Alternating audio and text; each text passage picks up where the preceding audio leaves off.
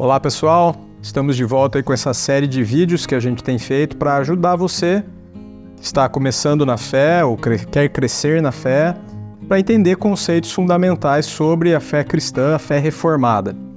A gente já teve conversas aí sobre culto doméstico, tivemos conversas sobre crianças no culto, tivemos uma conversa muito interessante com o seminarista Renato sobre por que batizamos crianças, sobre o quão bíblico é o batismo infantil. E hoje nós estamos aqui com o licenciado Rafael Felício. Para você também que não está acostumado com essa terminologia, deixa eu explicar. Ele já terminou o seminário e ele recebeu a licença para pregar. Ele ainda não foi ordenado como pastor, então ele está nessa janela de tempo aí entre ser um seminarista e ser um pastor. Então hoje ele é um licenciado. E aí a gente chamou o Rafa, como a gente carinhosamente chama sempre ele, para falar um pouco sobre a ceia do Senhor, porque também a teologia reformada tem uma visão, digamos assim, diferente sobre isso e existe até mesmo algumas controvérsias sobre as interpretações sobre a ceia. Rafa, então você podia começar explicando aí para a gente, então, as várias linhas de pensamento, quais linhas realmente são reformadas, as linhas que não são, ou se só uma linha é reformada, como que funciona essa questão aí da interpretação do que é a ceia do Senhor? Certo. Eu acho que num primeiro momento faz sentido fazermos uma distinção sobre a teologia sacramental e não sacramental. Das 4 posições acerca da ceia, apenas uma nega a ideia de que a celebração da ceia seja de fato um sacramento. Essa é a posição chamada de memorialista, que é adotada pela maioria das igrejas pentecostais dos nossos dias, mas tem o seu cerne na confissão teológica dos batistas. Os batistas seguem, nesse sentido, o reformador suíço Zwinglio, que foi um memorialista. Para explicar isso de maneira bem rápida e resumida, o memorialismo entende que na ceia não há qualquer comunicação real de graça.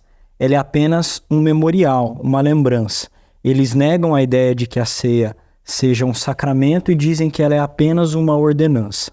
As outras 3 posições são posições sacramentais, que certamente divergem entre si, que, respectivamente, são as posições de calvinistas, luteranos e católicos. Os católicos, na Idade Média, a começar do Concílio de Latrão, em 1215, afirmaram a doutrina chamada e conhecida da transubstanciação. A doutrina da transubstanciação afirma, então, que há uma comunicação de graça para o fiel, mas essa comunicação tem a ver com a transformação do elemento. Daí o termo transubstanciação, né? Transformação do elemento. Isso significa que a hóstia, o pão, se transforma no corpo de Cristo à medida que o fiel participa dele e o fiel, então, é alimentado de Cristo. Os luteranos negaram isso e disseram que não há uma transformação do elemento, mas Cristo estava junto com o elemento ou sobre o elemento. Daí ter sido chamada a posição dos luteranos de consubstanciação, ou seja, Cristo está com a substância. Tanto católicos como luteranos enfatizaram a ideia de que Cristo estava presente fisicamente na ceia. Os anglicanos também pensam assim, porque já fui uma vez num culto anglicano e ao servir ele fala corpo de Cristo. Sim, os anglicanos, você tem 2 grupos de anglicanos, né? A igreja alta e a baixa. A igreja alta, ela é muito diversa e realmente muito próxima do catolicismo, então é bem provável que eles sigam a teologia católica. Já a igreja baixa nega isso, que seria o posicionamento teológico de homens como James Packer, recentemente falecido, o Riley, né? Que também foi um anglicano, que eram da igreja baixa e, portanto, negariam isso. Mas a igreja anglicana é bem diversa, mas a igreja alta, de fato, segue aí a teologia católica em muitas coisas, inclusive, às vezes, no que diz respeito aos santos e tudo mais, né? Mas os luteranos, para dizer que Cristo está presente fisicamente na ceia, acabam por comprometer a cristologia deles, isto é, a doutrina de Cristo, que seria uma outra história, né? Mas basicamente eles defendem que Cristo recebeu um atributo divino no seu corpo humano, o que reformados costumam a negar. Até que houvesse a discussão acerca da ceia, reformados e luteranos caminhavam juntos, né? Zwingli foi o pai da Reforma Suíça e o Lutero da Reforma na Alemanha, mas no Concílio de Marburgo eles se separaram justamente em virtude do debate acerca da ceia. O Zwingli dizia que era só um memorial e o Lutero dizia que não era apenas um memorial. Calvino participou desse concílio ou não? Não. Porque teve um momento histórico que os três chegaram a se sentar, ou não? Não. Tá, não. Isso não ocorreu. Não ocorreu. Tá. Zwingli morreu muito cedo e Calvino era bastante novo quando Lutero fixa as 95 teses na porta da igreja de Wittenberg. Calvino nasceu em 1509. Isso significa que em 1517 ele tinha 8 anos apenas. Então ele veio depois, né? E a gente justifica as debilidades, né? As incoerências teológicas acerca da ceia, porque Calvino pôde sentar e ver as diversas posições e tomar uma posição que foi cravada como posição genuinamente calvinista ou genuinamente reformada. A ideia de Calvino, então, que seria a quarta, que ainda é sacramental, porque ele entendia que havia uma comunicação de graça, é que Cristo estava realmente presente na ceia, mas não fisicamente. Cristo estava presente espiritualmente e não necessariamente no elemento. Nós somos nutridos do próprio Cristo e por Cristo, mas os símbolos, o pão e o vinho, apenas significam. São os símbolos do significado, no caso. São os símbolos dessa nutrição que nós recebemos. Essa posição tem sido chamada de presença real e espiritual. Né? Então, a presença é real, como defendiam luteranos e católicos, mas a presença não é física, ela é espiritual. Entendi, esse é o ponto, que não está ligado ao elemento. Isso. Daí já uma implicação prática que a gente vai ter, não sei se está certa a minha conclusão, é que daí por isso que não é necessário tratar aquele elemento como se ele se tornasse algo sacro, que precisa ser conservado de um jeito especial, que é o que acaba acontecendo pelo menos na Igreja Católica, que não pode ter desperdício, aquilo tem que ser guardado, porque aquela hóstia, no caso, se torna um elemento sacro também, né? Não que a gente vai desprezar, né, ou tratar com desdém, mas a gente não considera um elemento sacro o pão que sobra da ceia, por exemplo. Tá correto isso que eu tô dizendo? Tá correto. O pão continua sendo pão e o vinho continua sendo vinho. Entretanto, os teólogos reformados, principalmente os da Assembleia de Westminster, que norteiam a nossa fé como igreja presbiteriana, entendiam que os elementos deveriam ser separados do uso comum, né? Isso significa que eles seriam dedicados de maneira especial. Mas ainda assim, eles jamais diriam que o elemento passa a ter em si mesmo alguma forma, né? Ou algum elemento especial nele. Não havia. O elemento permanece pão, o pão, e o vinho.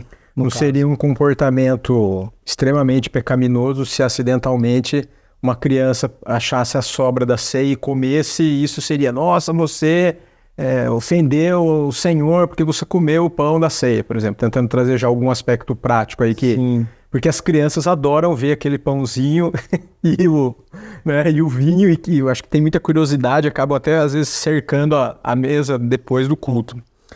Uma contribuição para você também que nos ouve aí, que para mim foi muito legal, eu li uma vez o Catecismo Maior, um comentário do Catecismo Maior do Gerhard Voss, né? E ele fala uma coisa muito interessante, que ele fala que toda vez que Cristo opera um milagre, os nossos sentidos provam aquele milagre. E ele argumenta que, questionando a transubstanciação, é que se o vinho e o pão se tornam a carne e o sangue de Cristo, então os nossos sentidos deveriam perceber isso, porque os milagres que Deus faz, os nossos sentidos têm que perceber. E realmente, assim, parece ser um trocadilho simples, mas realmente faz muito sentido, né? Porque se aquilo se tornou, por que os nossos sentidos não percebem isso? Claro que eu imagino que tenha muitos outros argumentos para isso, mas eu achei muito interessante esse argumento dele de que, poxa, mas se aquilo está se transformando, por que os nossos sentidos não percebem aquilo? Rafa, então agora explica um pouco melhor para a gente. Então, o que seria essa presença espiritual de Cristo? E também, assim, o que seria separar do uso comum? Porque eu vejo também que, às vezes, o pastor pede para algum irmão orar, ou ele ora, e ele fala isso, né? Senhor, agora separa esses elementos do uso comum. Então, duas perguntas em uma. Então, o que seria isso? O que é separar do uso comum? E o que seria essa presença espiritual? O que acontece, então, quando um eleito, um cristão, toma a ceia do Senhor? Eu creio, Fábio, que separar do uso comum tem bastante... É uma consequência direta da nossa posição acerca do sacramento. Diferente de católicos que dizem que é uma transformação da substância, a gente não exagera no valor do sacramento, mas também não despreza que é de fato uma cerimônia sagrada, uma cerimônia santa, tendo sido ela instituída pelo nosso Senhor e sendo um meio de graça. Então, quando os pastores oram para separar, é para zelar realmente para que aqueles elementos sejam distribuídos para o povo de Deus e que eles compreendam que faz parte de um rito estabelecido pelo nosso Senhor e que há uma comunicação especial de graça aos crentes naquele momento. E aí, pegando, né, o ritmo já disso, que tipo de comunicação é essa? Que tipo de nutrição espiritual é essa? Os reformados costumam dizer que é uma nutrição mística. Em certo sentido, isso explica por que não tem tanta explicação, tá? Porque Legal. se é místico, é uma nutrição que nós realmente não compreendemos o todo, mas há alguns elementos para nós compreendermos e até para embasarmos biblicamente essa nutrição. Deixa eu só te interromper um pouquinho. Um ponto importante para você que talvez está nos ouvindo é que místico, aqui na teologia cristã, não tem a ver com o sentido místico ligado à bruxa ou à fada ou etc. Né? Místico para a gente é porque é misterioso, porque tem um componente que não é totalmente inteligível, explicável, que tá recheado de mistério. Esse que é místico para a gente, né? Exato. E reformados, se não são, deveriam ser conhecidos por se calar aonde a Escritura se cala, né? Então, a gente apresenta certas posições e argumentos baseados no material bíblico, mas se resguarda de ir além daquilo que a Escritura diz. E o que a Escritura nos permite dizer sobre essa nutrição? Um dos exemplos clássicos, e eu tenho aprendido isso com um autor moderno chamado Robert Lytton. Ele tem um livro publicado há poucos meses, ou recentemente, pela editora Vida Nova sobre a Trindade, e o livro dele sobre a ceia ainda não está em português, mas eu tenho aprendido muito com ele sobre a ceia, e o Robert Lytton apresenta algumas coisas do que pode ser essa nutrição. Uma delas é baseada em João 6, quando o próprio Jesus diz assim: aquele que comer da minha carne, ele está em mim, permanece em mim.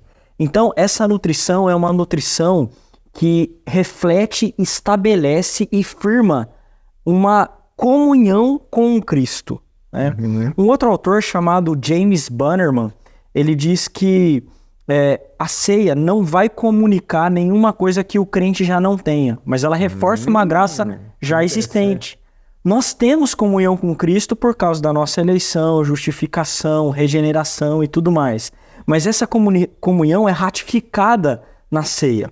Além disso, seguindo João capítulo 6, Lytton fala que na ceia nós passamos a ter comunhão não só com o Filho, mas com o Deus Trino também, né?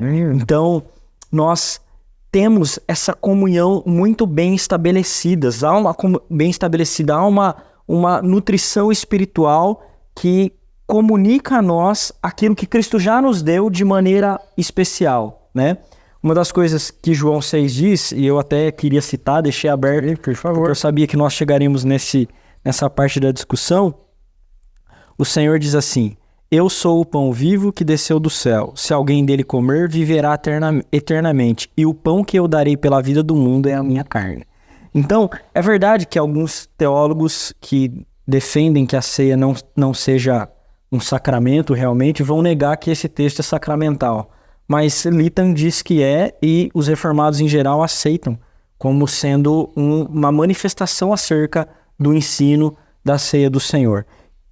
Uma dessas coisas que são comunicadas a nós na ceia é esse ímpeto da vida eterna que nós recebemos dele. É o que ele falou: aquele que come do meu corpo, da minha carne, esse é aquele que tem a vida eterna, esse partilha da vida eterna. Então, nessa nutrição, há aspectos da vida eterna. Esse texto não pode ser entendido como comendo a carne fisicamente, né? Um canibalismo. Seria tolice chegar a essa conclusão. Mas o símbolo, ele é acompanhado daquilo que ele significa. Autores como Herman Bavinck, importantes, né? Um reformado holandês, diz que na igreja não há só crentes verdadeiros, há os eleitos e os não eleitos. Nós aprendemos isso com o nosso Senhor, ao trigo e ao joio.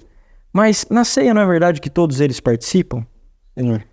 Então, Bavinck diz, olha, os falsos crentes, eles participam do símbolo, mas não do significado. Já os verdadeiros crentes participam tanto do símbolo quanto do significado. E atraem juízo para si os que não são crentes e tomam a ceia. Ou os que também são crentes, mas tomam em um estado de ruptura velado, né? Ou que estão sob disciplina. Daí, Paulo ser bastante duro com eles. Um texto que eu achei legal e é realmente citado pelo Robert Litton é o texto dos discípulos no caminho de Emaús, no Evangelho de Lucas, no capítulo 24. O Litton usa esse texto para mostrar que há realmente uma comunicação de graça. Os discípulos de Emaús estavam com o Senhor durante a estrada e eles convidam o Senhor para estar com eles, mas eles só notam que o Senhor é o Senhor quando? Quando ele parte o pão. Quando ele parte o pão, né? Então, que legal. Diz, há uma comunicação de graça aqui, né? E essa é a comunicação de graça da comunhão, da vida eterna, da comunhão com o Filho, da vida eterna e também da comunhão com o Pai, com o Filho e com o Espírito Santo. É disso que nós somos nutridos na ceia do Senhor. Lembrando que esses elementos, né, aqui citados como sendo os aspectos da nossa nutrição espiritual na ceia, não são novos para nós. Nós já recebemos isso por causa da salvação, mas na ceia isso é comunicado a nós de maneira especial. Uma coisa que eu aprendi e que vai servir aí de gancho depois para te trazer uma outra pergunta, é uma coisa bem assim didática, mas que para mim foi útil. Uma coisa simples, que os dois sacramentos, né, que a gente só tem dois sacramentos, o batismo e a ceia, é que o batismo é um sacramento que tem um aspecto quantitativo, então por ele a igreja vai crescendo, e a ceia tem um aspecto qualitativo. Por quê? Porque na ceia, e eu imagino que isso seja um dos benefícios espirituais da ceia, um dos aspectos da nutrição é que na ceia você é chamado a lembrar o que Cristo fez e lembrar quem você é diante de Cristo, lembrar das promessas e ao mesmo tempo lembrar como você está andando dentro desse pacto, né? Queria que você compartilhasse um pouquinho, que você nos explicasse o que é, então, que Paulo quer dizer aqui em 1 Coríntios 11, 28, né? Examine-se, pois, o homem a si mesmo, e assim coma do pão e beba do cálice. E até qual é a nossa posição, né? Quem pode tomar a ceia, quem não pode, e quem não pode, por que não pode? Sim. Eu preciso corrigir uma ênfase, Fábio, que acabei dando, né? E você tocou nesse assunto e é muito bom isso, né? A ceia é realmente também um memorial. Nós nos lembramos daquilo que o Salvador fez. É o teatro do Evangelho, é o pão sendo partido, né? Então, o pão de Deus sendo partido. Então, realmente é também um memorial e traz à nossa lembrança aquilo que o Senhor fez, mas mais especificamente aquilo que Ele conquistou, que Ele trará na sua volta. Por isso, nós faremos e celebraremos a ceia até que Ele volte. Legal. Né? Até que Ele venha. Algumas igrejas, denominações consideradas evangélicas, às vezes adotam uma posição de não mais celebrar a ceia ou de celebrá-la de menos, né? Há discussão sobre a quantidade de celebração que deveriam ter, mas eu acho que essa é uma lembrança que nós precisamos ter constantemente. Voltando a Paulo, que é o texto que você citou, primeiramente eu acho que a ceia é a mesa do Senhor e do seu povo, né? Ele participa com o seu povo. Então qualquer cristão professo e que faça parte de uma igreja cristã genuína deve partilhar dessa mesa com os seus irmãos e com o seu próprio Senhor. Então qualquer cristão que professa fé em Cristo e que está vinculado a uma igreja cristã verdadeira a mesa é para ele, a mesa do Senhor é para ele, né? Porque ele é o nosso Senhor e, portanto, a mesa é nossa junto com ele, do seu povo. É o povo de Deus que participa dessa mesa. Deveriam as crianças participar da ceia? Bom, a diferença entre batismo e ceia é justamente essa. No batismo, em nenhum lugar da Escritura, nós aprendemos que deve haver uma consciência e um entendimento para tal. Na ceia há. Diferente do batismo, na ceia há. E esse é um texto modelo para isso. O homem deve examinar-se e verificar se ele tem discernimento do corpo de Cristo. Esse aspecto de discernir o corpo de Cristo também tem divergências entre teólogos, até entre teólogos reformados. Alguns dizem que Paulo se refere ao corpo igreja, e outros dizem que Paulo se refere ao corpo de Cristo, realmente aquilo que ele fez. Eu prefiro ficar mais com essa posição de aquilo que o Cristo fez, porque nós estamos sendo nutridos dele e é interessante, é fundamental, na verdade, interessante não, é fundamental que se entenda aquilo que ele fez, né? A sua obra, ter um entendimento do evangelho muito sadio para participar da ceia. Eu mesmo nunca considerei a outra, só considerei essa. Na minha opinião, essa é a certa, então tamo junto. Sobre... Esse texto às vezes é usado também, né, para dizer assim, então se eu pequei eu não posso participar da ceia. Falando sobre o aspecto de discernir, né, o corpo, e não só discernir o corpo, mas ser digno para tomar a ceia, algumas pessoas pensam que é preciso estar sem pecado para tomar a ceia. Bom, isso é impossível para qualquer crente. O mais piedoso santo de Deus na terra participa da ceia e deve ser contristado pelo seu pecado, porque ele traz consigo os pecados. Então, o discernimento é o discernimento do evangelho, do corpo de Cristo que foi partido, e esse autoexame é necessário para verificarmos se estamos ou não sendo fiéis na medida que Deus exige ao pacto. E quem passa por essa análise? Nenhum de nós. Logo, penso que a pretensão de Paulo é justamente que haja um espírito de contrição, né? De humilhação diante do Senhor, a saber que ele nos faz participantes da sua mesa, mesmo sendo nós indignos. A nossa dignidade não é uma dignidade inerente, inata, é uma dignidade que provém do Evangelho. Por isso nós podemos participar. Uma ilustração boa para isso é como Mefibosete, que participava da mesa do rei, sem merecer. E o rei Davi oferecia sua mesa. Todos nós somos, na ceia do Senhor, Mefibosetes. Isso está em 1º e 2 Samuel. Depois a gente busca e põe na descrição aí, mas porque talvez muita gente nem conheça esse personagem. Sim. Então a gente recomenda você, né, o pessoal aí ler essa história. Ainda dentro seja 2 Samuel. Eu também suspeito que seja bate-pronto, eu penso que seria 2 Samuel.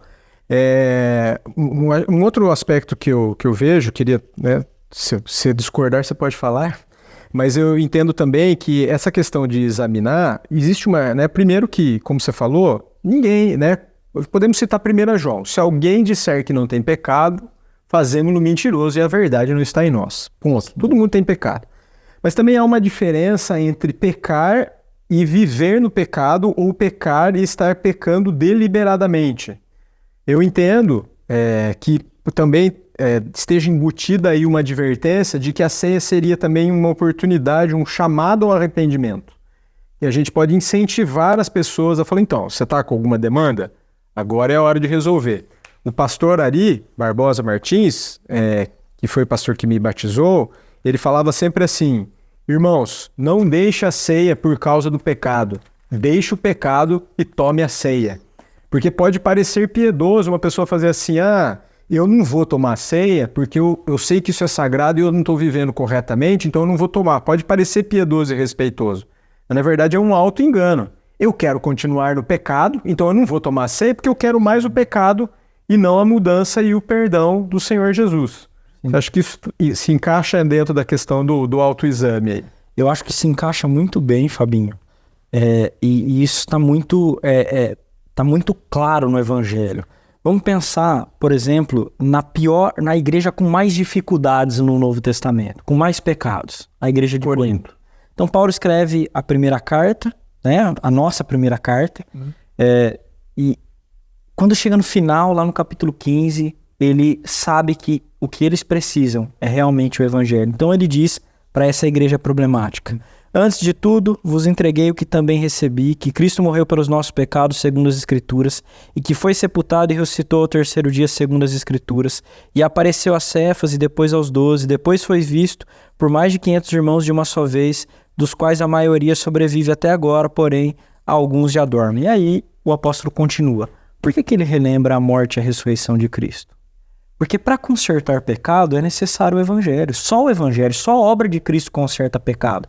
E o que é a ceia, se não a maior demonstração, que não é só com palavras, daquilo que Cristo fez? Então, a ceia é o momento em que nós deveríamos nos constranger diante de Deus pela sua graça e misericórdia e buscar nele arrependimento para participar, não para não participar. Isso. Né? Por isso que o apóstolo é muito claro: examine-se e participe. Ele sabe que ninguém vai terminar o exame assim: poxa, realmente eu tô nota 10. Mandei bem, né? Ninguém vai terminar desse jeito.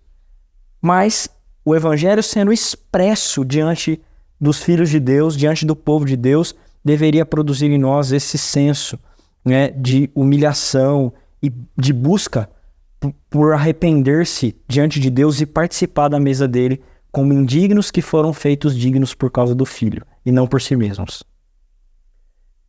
Uma última pergunta. E sobre a questão de preparar-se para a ceia? Eu já vi algumas pessoas, alguns pastores até falar sobre como se preparar para a ceia. Não me lembro se isso também está dentro do catecismo ou não. Existe essa necessidade? Como você enxerga isso? Eu não tenho dúvida de que exista essa necessidade. E aqui vale a gente abordar uma outra questão, né, sobre a quantidade de tempo que a ceia deve ser celebrada. Calvino queria instituir na cidade de Genebra, enquanto ele era o pastor da cidade, que a ceia fosse realizada todos os domingos. A verdade é que a Escritura não nos dá um mandamento sobre a quantidade. Sobre a regularidade, né? Sobre a regularidade. Então, nós entendemos a ceia como um elemento de culto, mas é um elemento cujo tempo de prática esteja subordinado às circunstâncias, né? Só pegando uma carona, como também não está estabelecido qual é o horário certo do culto. Se é às 8, se é às 9, se é às 10, se é às 18. Exatamente. Seria muito bom se a gente tivesse ceia em todo culto, porque já que esse é um meio de graça, quanto mais a gente é alvo dele, melhor seria. Sobretudo, eu acho que um cuidado e um argumento prático para que isso não aconteça é que a gente banalizaria, porque a gente tem participado da ceia, às vezes, sem ver esse sacramento como um sacramento, em primeiro lugar, e sem perceber o quão nós somos bem nutridos por aquilo, porque de fato é místico e às vezes nós não reconhecemos bem o que a gente está celebrando. A maioria dos cristãos, eles não refletem muito sobre a ceia do Senhor, talvez em virtude das dificuldades teológicas que tenham, ou talvez por negligência mesmo, né? Mas a maior negligência não é nem conhecer teologicamente os meandros da discussão. A maior negligência é não se preparar para esse benefício dado por Deus que tem sido chamado de meio de graça. E como nós deveríamos nos preparar para a ceia? Eu gosto do que os puritanos faziam, e eu aprendi isso no livro Teologia Puritana, do Joel Bick e do Mark Jones. Os puritanos nutriam no coração dois sentimentos opostos acerca da ceia para estarem assim no momento da ceia. Eles deviam estar muito tristes e muito alegres ao mesmo tempo. Tristes porque apesar de Cristo, que estava sendo lembrado no partir do pão, ter morrido para pagar pelos seus pecados e livrá-los da culpa do pecado e também do poder do pecado, eles ainda serem pecadores. Quando nós vemos a majestade de Cristo e damos o correto valor à sua obra, não tem como não se entristecer pelos próprios pecados. E a ceia, onde o Senhor vai nos receber na sua própria mesa, deveria ser o momento que isso viesse mais à tona na nossa consciência. Nós estamos acostumados a dar muita vazão às nossas emoções e pouco a dirigi-las. Mas a ceia é um momento que a gente precisa dirigir as nossas emoções. Dirigir as emoções, muito bom. Nós precisamos ficar contristados realmente. Por outro lado, não é um contristamento sem esperança. Porque o que Cristo conquistou para nós não é apenas que Ele nos livrou da culpa do pecado e está nos livrando do poder. É que Ele também nos livrará da presença do pecado e isso já está conquistado. Então, essa esperança deveria trazer alegria tal para a gente por reconhecer essa graça que a gente tivesse esses dois sentimentos antagônicos na ceia. Da ceia agridoce. Exatamente. Eu não acho que o choro é algo que revela muito, mas me entristece que poucas pessoas saem contristadas de cultos de ceia às vezes, né? Excelente observação. A gente deveria lamentar mais pelos nossos próprios pecados, mas a gente lamenta mais pelo nosso sofrimento do que pelos nossos pecados. Talvez porque a gente tem uma visão diminuta do Evangelho do nosso Salvador e, consequentemente, dos meios de graça que Ele nos concedeu. Tem mais uma para terminar com polêmica. Não tem polêmica. Pra gente é tranquilo, mas para muita gente eu acho que isso é polêmica. Na nossa igreja a gente serve vinho na ceia, né? O nosso conselho, desde o começo, entendeu que era correto servir vinho, e a gente até serve também o suco de uva para a pessoa que não queira ter contato com o álcool e tal. Você poderia também nos contribuir por que isso, né? Por que o vinho na ceia e não só o suco de uva, como acho que acontece na grande maioria das igrejas? Sim. Na verdade, Fábio, a igreja ao longo da história sempre celebrou com vinho, né? Por que nós passamos a celebrar com o suco de uva? Talvez por uma influência do pietismo, que rejeita em qualquer medida, e mesmo sob prudência, o consumo de bebida alcoólica. Essa é uma outra discussão, obviamente, mas a instituição do Senhor foi com pão e vinho, não com pão e suco de uva. Tanto é que Paulo corrige os irmãos de Corinto de ficarem embriagados, né? E a maneira como eles fazem o consumo, que é uma maneira errada, e Paulo está corrigindo eles, não faz com que Paulo proíba o uso do vinho.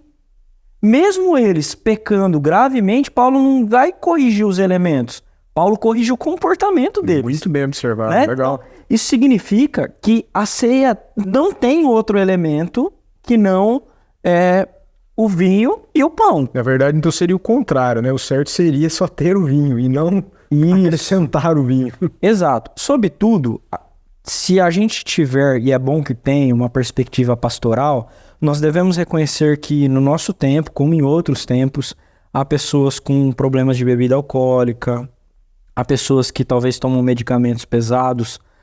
Eu creio que o consumo de álcool naquela quantidade não afete tanto, mas como eu não sou da área médica, a gente precisa respeitar realmente que pode afetar em alguma medida alguém. No caso Brasil, hoje, pensou você cair no bafômetro porque você tomou Santa Ceia? Sim, então, se bem que há pesquisas, né, de que aquela quantidade, em menos de 10 minutos, ela já não pegaria. Eu nunca relacionei com a quantidade, que a gente sabe assim, que se ingerido de forma mais social, pode levar até 3 horas para você metabolizar o álcool. Mas, enfim, então a gente respeita que há pessoas que estão em processo de amadurecimento na fé cristã, então temos, né, o suco de uva por zelo pastoral, por cuidado, por amor às pessoas, para que elas não sejam privadas do sacramento por causa disso. Então, elas participam do sacramento, mas o ideal cristão seria que elas participassem do sacramento participando de pão e vinho. Uma outra pergunta. O pão não era asmo? E aí, nesse sentido, pensando que se quer uma literalidade, então não seria coerente pensar em um pão sem fermento? Não necessariamente, porque o pão sem fermento ou com fermento permanece sendo pão. Mas o suco de uva não é vinho, ele é suco de uva. Enquanto o vinho passa pelo processo de fermentação, e o processo de fermentação tem um símbolo, né, de maturação, um símbolo de melhoramento da substância no Novo Testamento e também no Antigo. Então, não é apenas a cor que é importante na simbologia, mas também o processo pelo qual ele se dá, né? Então, o processo de fermentação tem muito a ver com a transformação do vinho ruim para o vinho bom, que é aquele que Jesus operou no casamento em Caná, mas na sua morte e ressurreição ele tomou o vinho velho, o vinho ruim, o vinho azedo dos homens, lá em João capítulo 19, versos 28 a 30, em que as traduções em português todas colocam vinagre, mas na verdade a tradução mais adequada, e qualquer pessoa que conferir na ESV, verá lá Cervine, que é vinho azedo, né? Então tem essa simbologia bíblica que mostra que o vinho é realmente o elemento adequado, enquanto o pão não necessariamente precisa ser... Vai mudar, é verdade. Sem. Interessante. As pessoas podem celebrar com pão sem fermento, tudo bem. Ou podem fazer com pão fermentado, não tem problema nenhum. Uma vez também eu ouvi uma observação sobre isso, que um irmão me contou, que foi uma instrução que ele aprendeu com o pastor Davi Charles Gomes, que o suco de uva é docinho, mas o vinho, ele não desce tão fácil. E que quando você toma o vinho, você pode lembrar que foi amargo para Jesus. Não foi fácil, não desceu, não foi lisinho, né? Porque o suquinho desce bem. O vinho vai gerar uma sensação. E o pastor Davi falou que ele usava isso também para se edificar e para se instruir. Quando ele tomava, ele ao sentir esse amargor do vinho, né, ou a acidez do vinho ali na boca, melhor dizendo, a acidez, foi ácido, foi difícil para o meu Senhor. E isso que você falou, eu acho que é muito legal mesmo, né, de como a gente tem que ter essa mistura de sentimentos. É um momento de muita alegria e de muita tristeza ao mesmo tempo.